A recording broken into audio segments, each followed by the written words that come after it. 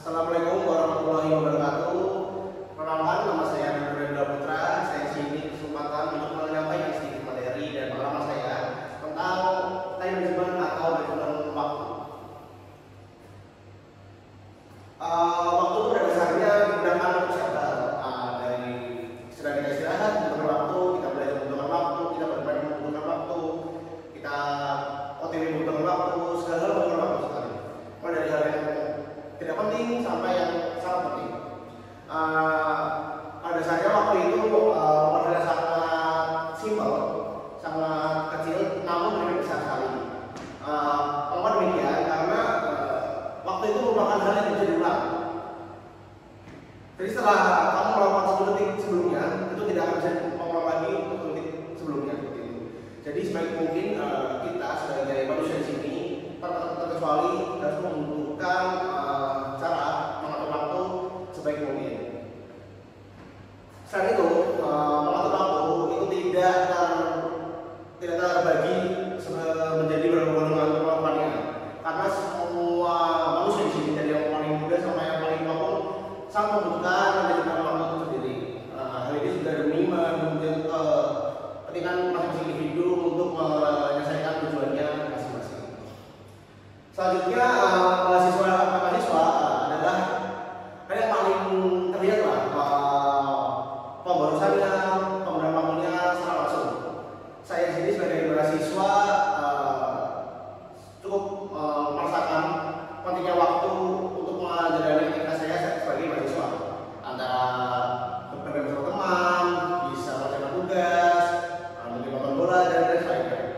Ketika dari awal ada satu kegiatan atau aktivitas yang kita tidak dapat membagi waktu dengan baik, akan memberikan banyak dampak atau impact acara-acara atau kegiatan selanjutnya.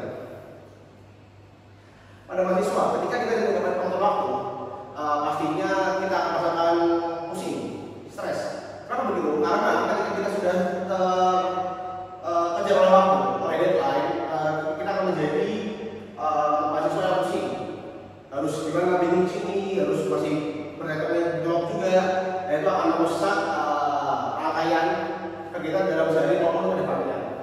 Selanjutnya, ketika kita terpepet oleh waktu, pastinya kita juga harus fokus dengan semaksimal tenaga mungkin. Karena kalau kita mengerjakan waktu dari jauh-jauh hari dalam membagi waktu, membagi tugas dalam waktu yang sedemikian rupa, kita akan menjadi individu yang pastinya tidak terlalu menggunakan energi penuh untuk melakukan kegiatan tersebut. Ketika kita mengerjakan waktu deadline malam-malam, besoknya pagi harus kuliah, di situ energi kita secara langsung sudah pasti habis untuk melakukan kegiatan besok harinya seperti itu. Jadi kita mengerjakan malam dini hari sudah waktu jam yang bukan jam buat kita beraktivitas, kita harus paksa untuk melakukan aktivitas.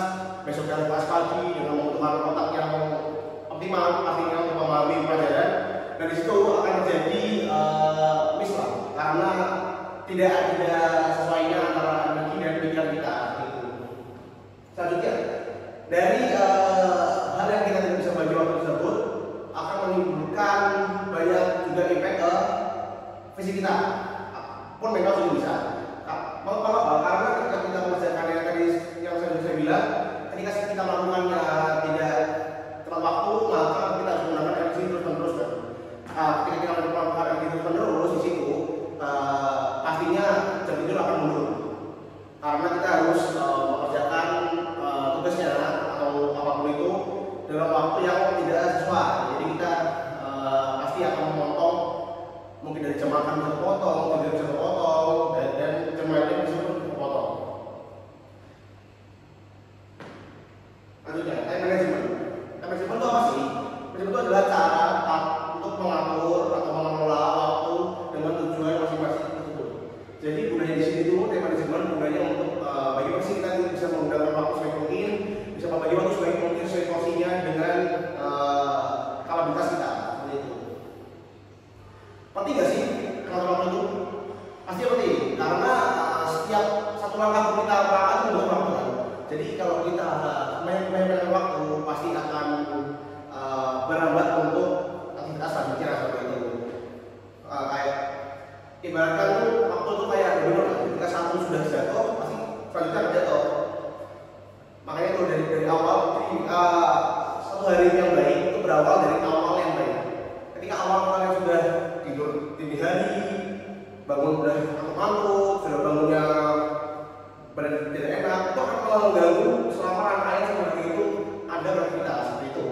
Jadi pastinya pengaturan waktu yang baik itu akan menopang diri Anda, membantu diri Anda untuk melakukan kegiatan secara maksimal. Impact of time management. Apa sih dampaknya dari time management tersebut? Maka saya akan bahas dari sisi negatif dulu jika tidak bisa mengatur waktu. Yang pertama pasti akan stres. Kenapa bisa stres? Karena kita harus diterjang, diserang dari segala sisi, dari pasar orang tua, dari pacar bisa dari teman sekelompok atau teman sahabat pun bisa menyerang diri kita, baik fisik maupun mental. Kenapa? Karena ini saya akan menceritakan sebagai pengalaman saya sebagai mahasiswa. Ketika saya teman-teman sekalian tidak bisa menyelesaikan tugas dalam waktu yang ditentukan, pasti akan dapat serangan atau bisa dibilang ancaman juga dari teman-teman kelompok kalian. Contohnya misalnya kayak saya ada tugas ini, tugas PKI misalnya, saya tidak bisa mengurutkan waktu, pasti saya juga akan dicariin oleh koordinator mata kuliah. Nah itu kan juga secara langsung itu bakal menyerang ke mental kita dan hati kita. Apalagi misal kita terima dalam keadaan yang tidak fit dan tidak baik, udah buru-buru dan stres, ditambah serangan dari pihak luar, pasti akan menahan kita dan juga akan menimbulkan penilaian gitu secara teman pun sahabat juga bisa gitu. Maksudnya tuh pasti di kalau bisa mengatur waktu, pasti kita akan menjadi pribadi yang tidak produktif. Berawal dari tidur tengah malam, bangunnya siang atau sore, itu akan membuat diri kita menjadi tidak produktif. Jika dibalik kita tidur jam 9 malam, bangun jam 5, jam 6, itu pasti secara langsung otak kita, hati kita itu bakal mengikuti pola yang baik dulu. Jadi kayak kita jadi semangat, jadi moodnya enjoy, seperti itu. Jadi ya itulah sebaik mungkin kita harus bisa mengatur waktu. Selain itu pengaruh ke kegiatan kita.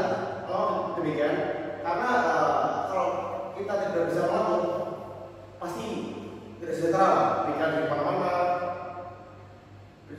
mana-mana, habis itu hati jadi kacau, banyak pikiran masih jadi, banyak masih ada pikiran lain seperti dunia. Yang tadi saya menjelaskan hanya dalam satu kasus kuliah. Belum ada mungkin UKM lah atau les, harus bantu orang tua dalam jam sekian, itu kan akan menghambat dari kalian untuk melakukan kegiatan tersebut. Selanjutnya kita bahas tentang positif ini. Nah, positif ini pasti kebalikannya dari yang negatif. Pertama, pasti akan menjadi orang yang produktif karena ketika kita dalam waktu, pasti kita juga dapat melakukan kegiatan itu dengan maksimal. Kayak misal pagi sudah bangun nih, sudah sehat atau sudah segar, mandi ibadah, besok ke kampus, itu pasti beda lah ya sama mahasiswa yang datang buru-buru, terlambat, harus sampai kelas, harus tetap di rumah saja harus ini. Nah, seperti itu. Ketika kita sudah waktu, pasti segala hal yang disiapkan pun pasti maksimal. Misalnya kita buru-buru kan, kita terlambat, harus buru-buru, tak ada lupa kalkulator, lupa alat tulis mungkin, atau lupa helm mungkin jadi. Nah, kemudian selanjutnya adalah kita jadi tidak stres. Kenapa? Karena kita sudah membagi porsi sesuai porsi kita. Jadi ya pasti hal yang kita tidak akan memikirkan sesuatu yang lebih dari kapasitas kita pada waktu itu ya. Jadi kita sudah bisa kita kuliah ya pikirnya hanya kuliah. Kita pulang ingin bersama teman dan tinggal main aja. Kalau tinggal tidur ya tidur aja. Tidak harus ada yang mikir. Bisa kita kayak tidak dapat mengatur waktu dari berangkat udah mikir kok kalau dimain itu nggak ya dosen atau apa gitu. Jadi ya sebaik mungkin bisa lah. Tapi ada problem atau masalah-masalah yang biasanya ada di mengatur waktu. Pertama ada postpone, itu menunda. Nah ini bagi mahasiswa nih, terus saya mengalami rasa ini. Kalau saya aduh masih lagi masih